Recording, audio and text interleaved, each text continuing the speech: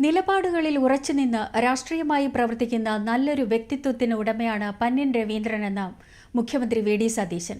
തിരുവനന്തപുരത്ത് എസ്.എം. നൂഹ് സ്മാരക കർമ്മയോഗി പുരസ്കാരം സിപിഐ നേതാവ് പന്ന്യൻ രവീന്ദ്രന് സമ്മാനിക്കുകയായിരുന്നു അദ്ദേഹം.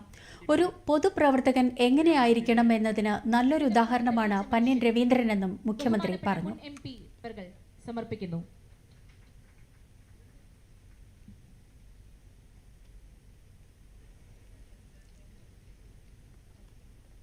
ശ്രീ പന്ന്യൻ രവീന്ദ്രന് ഈ അവാർഡ് നൽകാൻ എന്നെ ക്ഷണിച്ചതിലൂടെ ഞാൻ കരുതുന്നത് ഞാനാണ് ആദരിക്കപ്പെട്ടതെന്നാണ്.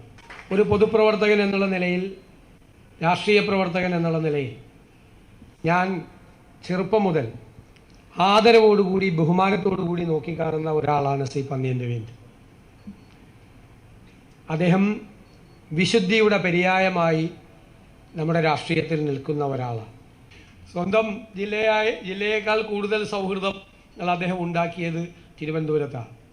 അദ്ദേഹം ഇവിടുത്തെ മന്ത്രി K Muraleedharan, G R Anil MLA, സംവിധായകൻ മധുപാൽ തുടങ്ങിയവർ പരിപാടിയിൽ പങ്കെടുത്തു.